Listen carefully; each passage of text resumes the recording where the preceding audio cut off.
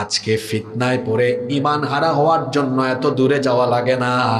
আপনার পকেটে যে এই যন্ত্রটা আছে, এই যন্ত্রটাই আপনার চরিত্র নষ্ট করে ঈমানদার থেকে বেঈমান বানানোর জন্য এটা কয়েক ঘন্টা নয়, কয়েক মিনিটেই আপনাকে ঈমান হারা করে দিতে যথেষ্ট।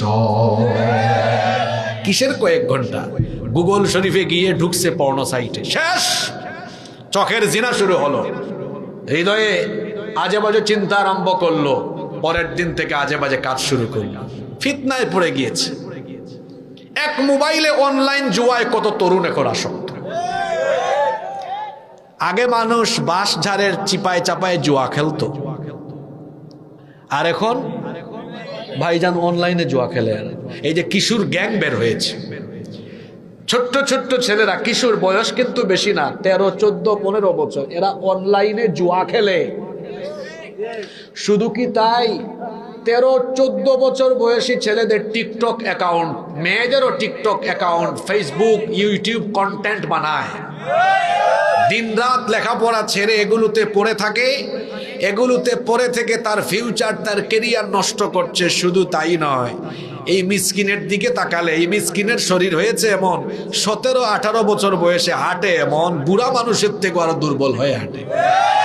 গালের দুই পাশের মাংস হাড্ডির চিপার ভিতরে ঢুকে গেছে এমনি। এই ছেলে, তোমার এই 14-15 বছর বয়সে এই পরিণতি হয়েছে কেন?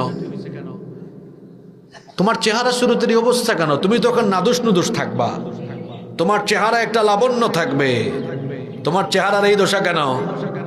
কারণ তুমি এই ইন্টারনেট তথ্য প্রযুক্তির অপব্যবহার করে এই ফিতনায় ডুবে থেকে তুমি জিনা ব্যভিচারের সাগরে ডুব দিয়ে তোমার যৌবনকে তুমি নষ্ট করে ফেলেছ। তোমার ব্যাটারি ফিউজ, তুমি বিয়ের আগেই শেষ, তোমার কোনো ফিউচার নাই, তোমার ভবিষ্যৎ শেষ, নষ্ট করে দিচ্ছ। ফিরে আসো ওখান থেকে, এখনো সময় আছে, ফিরে আসো ওখান থেকে। এটা ফিতনার জামানা। দাজ্জালের জন্ম বহু আগে হয়েছে। রসুলের জামানায় কিছু সাহাবীরা, ওনারা সাহাবী বা ইমানদার হয়েছেন পরে, ইমানদার হওয়ার আগে 30 জন লোক লাখাম আর জুজাম গোত্রের, তারা নৌ ভ্রমণে গিয়ে এক অচেন সাগরের দ্বীপে দাজ্জালের সাথে তাদের দেখা হয়েছে, কথাবার্তা হয়েছে, দাজ্জালের জন্ম হয়েছে। আল্লাহ তাকে এক অচিন দ্বীপে বন্দী করে রেখেছেন। ওই বন্দী অবস্থায় তার রুহানি সন্তান দিয়ে ফিতনা চালাচ্ছে। দাজ্জালের রুহানি সন্তান কারা? ইহুদিরা। এটা আমার কথা নয়, বলেছেন মুহাম্মদ, আমরা বলি সাল্লাল্লাহু। ফিতনা চলমান আছে, এরা আপনার ঘরে, আপনার পকেটে ফিতনা ঢুকিয়েছে। এই ফিতনায় আপনি পড়ে গিয়েছেন ভাই। আপনারা দেখবেন বর্তমানে যারা কিশোর আছে, তরুণ আছে, এদের মধ্যে বেশিরভাগই এই মোবাইল আর প্রযুক্তির অপব্যবহারে তারা তাদের জীবনকে বিপদগামী করে দিচ্ছে। অনলাইনে জুয়া খেলছে, তারপরে এই যে বিভিন্ন সাইটে অ্যাকাউন্ট বানিয়ে ওখানে পড়ে আছে। এই ব্যাককল প্রতিদিন তার ফেসবুকে, তার টিকটকে কয়টা লাইক, কয়টা লাভ রিয়েক্ট, আরো কি কি রিয়েক্ট জানি আছে, পড়লো এগুলা গুনে ব্যাককল কতগুলা ভিউ হয়েছে এগুলা দেখে। অথচ তার এই বয়স ছিল, প্রতিদিন হিসাব করবে আজকে কত রাকাত তাহাজ্জুদ পড়লাম, আজকে কত ওয়াক্ত নামাজ লম্বা করে কত রাকাত নামাজ পড়লাম, আজকে কত আয়াত পড়লাম, কত হাদিস পড়লাম, কতগুলো ইসলামী সাহিত্যের পৃষ্ঠা অধ্যয়ন করলাম। এটা ছিল সেই বয়স। আহা, এই বয়সে এটা না করে তুমি কোন পথে গিয়েছো? হে তরুণ, হে যুবক, হে কিশোর, তুমি কোথায় চলে যাচ্ছ? তুমি যে পথে যাচ্ছ এটা শয়তানি পথ, এটা ধ্বংসের পথ, এটা জাহান্নামের পথ। এই পথে চলতে থাকলে তুমি যেতে যেতে যেতে যেতে জাহান্নামের আগুনে পুড়ে ভস্ম হয়ে যাবে। এখনো সময় আছে, ফিরে আসো, কাম ব্যাক করো, আসো কোরআনের দিকে আসো। ফিতনার জামানা এটা। মোবাইল আর তথ্য প্রযুক্তির ফিতনা, নারীর ফিতনা, কোনো ফিতনায় জড়াবেন না। আমার কলিজার টুকরা কিশোর, তরুণ, যুবক, ছাত্র ভাইদেরকে বলবো, এই জামানাকে রসুল বলেছেন ফিতনার জামানা। ফিতনার জামানায় ইমানটাকে বাঁচিয়ে রাখা আমাদের জন্য সবচেয়ে জরুরি। ইমান হলো সবচেয়ে দামি দৌলতের নাম। আচ্ছা আপনারা বলেন তো, ইমানই যদি না থাকে তাহলে কোন নেক আমল কি আল্লাহর দরবারে কবুল হবে নাকি? নেক আমল আগে নাকি ইমান আগে? আস্তে বলবেন না, জোরে বলেন, কি আগে? এই জন্য ইমানের হেফাজত করতে হয়। আপনি বলবেন ইমানের হেফাজত কেমনে করব? সকল প্রকার ফিতনা থেকে আপনি আপনার নিজের ইমানকে হেফাজত করবেন। শয়তান আপনাকে অনেক রকম খোঁচাখুচি করবে। দেখুন ভাই, এমন এক জামানা, কেন এটাকে ফিতনার জামানা বলছি?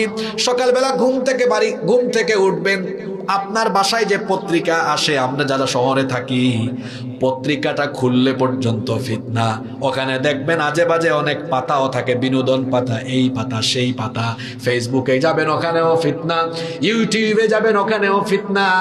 সেখানে একটা ওয়াজ শুনবেন, নিচে দিয়া খারাপ ভিডিও চলে আসে। ওই যে ইমো আছে, এটাকে অনেকে বলে স্বামী বিদেশ। তো ইমো যখন ওপেন করবেন, আজে বাজে ভিডিও, শেয়ার ইট বা এরকম আরো বিভিন্ন অ্যাপস আছে, ওপেন করলেই দেখবেন আজে বাজে ভিডিও আসে কি আসে না।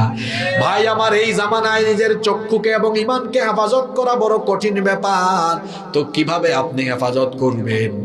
যখনই আপনার সামনে আজে বাজে কিছু চলে আসবে, পড়বেন আউযু বিল্লাহি মিনাশ শাইতানির রাজিম।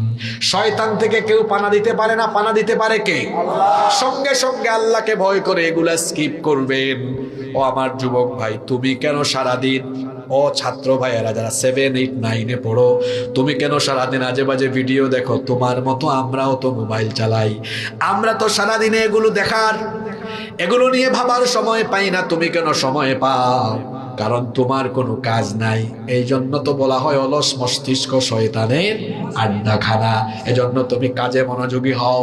বলবা হুজুর আমি কাজ করব কেমনে? পড়ালেখা নিয়ে থাকো। একটু ফ্রি টাইমে ওই যে সকল ছেলেরা এলাকায় এলাকায় ভালো কাজ করে, রক্তদান কর্মসূচি, কোরআনের দাওয়াত, কোরআনের মিছিল, দেখবেন অনেক ছেলে পেলেরা আছে দাওয়াতি কাজ করে, ভালো কাজ করে। তাদের সঙ্গী হয়ে যাও, ভালো পথে সময় কাটবে। অলস থাকবা না, তখন শয়তান তোমাকে আসর করে শয়তানি পথে নিয়ে যাবে। বলেন তো, শয়তান আমাদের বন্ধু না দুশমন? আল্লাহ বলেছেন ইন্নাহু লাকুম আদুউম মুবিন, নিশ্চয়ই সে তোমাদের প্রকাশ্য দুশমন। এর জন্য আজকের প্রথম কথা হলো যুবকদের ব্যাপারে, তরুণদের ব্যাপারে। ভাইয়েরা আমার, এই ইবলিসকে ভালোভাবে মোকাবেলা করতে হবে। আর ইবলিসি যে উপাদান এখন আমাদের কাছে আছে, মোবাইল ব্যবহার করতে আমি নিষেধ করছি না, অপব্যবহার করতে নিষেধ করছি। যতটুকু প্রয়োজন, এর বাহিরে আমরা মোবাইল ব্যবহার করে ফিতনায় জড়াবো না। রাজি আছেন? আমি এখানে যত তরুণ, আমি অনেক কিশোর তরুণকে দেখতে পাচ্ছি। আমি ভাইদেরকে বলি, যদি আপনারা খালি এই মোবাইলে টাইম দেওয়া কমাইতে পারেন, আপনার জীবনে কাজে কর্মে বরকত চলে আসবে।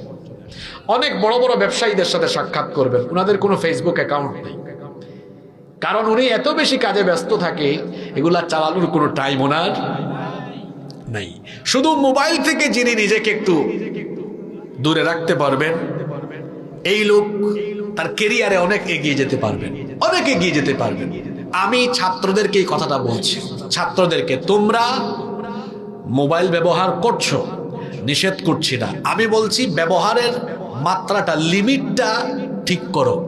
শুধু এখানে অপ্রয়োজনীয় সময় দিও না, দেখবা তোমাদের কেরিয়ার সেটেল হয়ে গেছে ইনশাআল্লাহ।